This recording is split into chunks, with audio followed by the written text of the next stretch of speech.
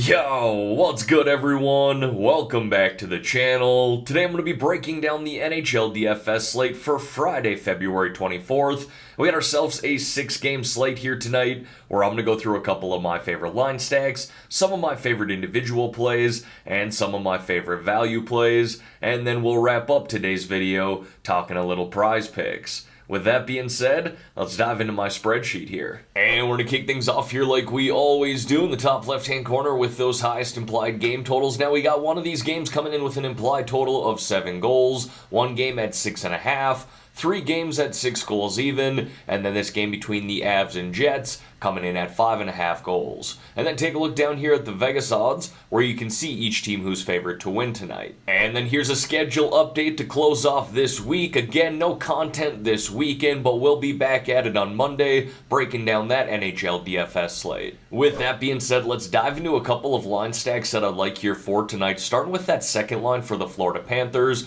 We got Luostarinen centering for Hagee and Tkachuk. Now, being that both Barkov and Bennett, the top 2 centers for the Florida Panthers, are expected out here tonight, we should see these 3 log big minutes together, 5-on-5. We're also going to see Verhaeghe and Tkachuk play up on the number 1 power play, and Luostarinen play down on the number 2 power play. I love the matchup for these guys at home here tonight against the Buffalo Sabres, who are not only playing on back-to-back nights after giving up 5 goals to the Tampa Bay Lightning last night, albeit they did win that game. This is a team that's really struggled here since the All-Star break. In 6 games, they've allowed 4.67 goals per game with a penalty kill that's hit at just a 64% rate. And then another line stack I like here tonight is that second line for the Toronto Maple Leafs. We got O'Reilly centering Tavares and Marner. And it did not take long for these 3 to find their chemistry together, coming fresh off a game against the Buffalo Sabres where they combined for 4 goals, 9 assists, 13 points. Now, obviously, we cannot bank on them getting 13 points on a nightly basis, but again, it shows you the upside that a line like this has, and they do have a much tougher defensive matchup here tonight at home against the Minnesota Wild, but the Wild are playing on back-to-back nights on the road, so I certainly don't mind that, and honestly, I would play these 3 against anybody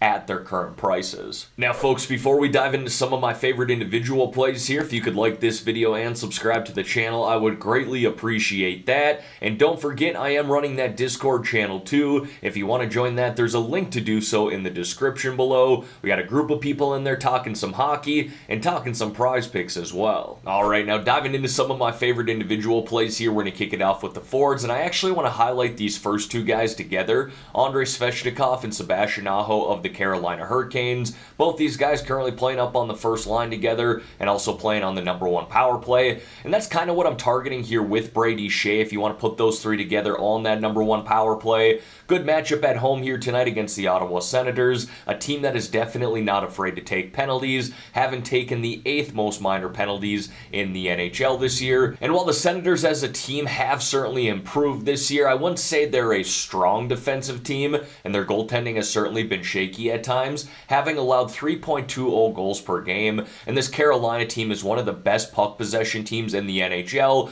I expect to see the same here tonight. And Aho and Svech have been good here over their past 10 games, having combined for 10 goals, 12 assists, and I really like the way that both are shooting the puck. Next, we're going to dive into some 4K forward plays that I like here for tonight. Now, for what it's worth, pricing is very reasonable across this entire slate, really at all positions, but the forward position in particular stuck out to me. I like kind of doing a 3-man stack here with the Montreal Canadiens as well in my tournament lineups. Nick Suzuki stacked up with Mike Matheson here, as well as Josh Anderson. They got the Philadelphia Flyers on the road here tonight, who have struggled defensively really all year long, but especially here since the All-Star break, having allowed 3.5 goals per game with a penalty kill that's hit at just a 66.7% rate. And part of the reason I like targeting this Montreal power play is because they've been sneaky good here since the All-Star break, scoring at a 28.5% rate in their last 6 games. Now, I'm definitely not going to be afraid to run it back in that game with some Philadelphia Flyers because the Montreal Canadiens are by no means a defensive juggernaut. I think this could be a game that we kind of target in general here. Being that we have two bad defensive teams, we could definitely see some goals scored here, and they're very affordable across the board in this game as well. Owen Tippett kind of stuck out to me here at $4,900. He's playing on the second line right now, but up on the number one power play. And he's had 31 points in 54 games this year. Really a breakout season for him in his young NHL career. And he lit up this Montreal team last time they played with 2 goals, 6 shots on net, and 35.9 DraftKings points. Again, not banking on him to get 35 plus here tonight, but it shows you the upside that he has. And then I got our Terry Lehkonen there of the Colorado Avalanche. Now, I do like the price here, obviously, at $4,800, but I even more so like who he's playing with up on the first line with Nathan MacKinnon and Valeri Nichushkin. And he's someone who's pretty much been on the number one power play for most of this year as well. However, at practice yesterday, we did see JT Compher in his spot on the number one power play. Honestly, I think we could still see Lehkonen mix in on the number one power play here tonight. And worst case scenario, he plays on the number two power play. But again, getting a lot of ice time up on that first line with Nathan MacKinnon, playing around 18 to 20 minutes per night. He's also riding a 4-game point streak right now where he's racked up 2 goals, 2 assists, 4 points. And he's someone who's had 3+ shots on net here as well in 5 of his last 6 games. Now, moving over here to the defensemen, and the process remains the same with these 4 guys. Stacking them up with forwards on the same power play. That's pretty much the reoccurring theme. Now, do note, I do believe that any one of these guys can be played individually as well, but being that I'm more of a tournament player in NHL DFS, I'm stacking them up with forwards on the same power play. However, I do want to mention an interesting scenario here with Aaron Ekblad of the Florida Panthers. I honestly think that we can pair him with Brandon Montour of the Florida Panthers too. 2 defensemen, and they do not play together 5-on-5 very much, but they do play together on the power play, and both are naturally shooters too, so you could stack those guys up as a defensive pairing, if you will, on that number one power play for the Florida Panthers. But just to walk through these other defensemen here, Devon Toews of the Colorado Avalanche, honestly probably my favorite individual play of these 4 here. Him and Brady Shea, I think, are my favorite one-off plays if we want to go that route. But again, like stacking them up with their power play forwards too. Nathan MacKinnon, Mikko Rantanen, some pretty talented forwards there. Mike Matheson, you could do a stack with Nick Suzuki and Josh Anderson, as I mentioned earlier. And then Brady Shea, stack him up with Svech and Aho of the Carolina Hurricanes. It's worth noting those honorable mentions, though, here as well. Byram and Girard have been playing very well for the Colorado Avalanche as of late. Check them out. Ristolainen has been playing on the number one power play for the Philadelphia Flyers. I don't mind that price. Sealer is more of a guy that you need to have 3 block shots in a game to get that 3-point DraftKings bonus, but he can do that for the Flyers.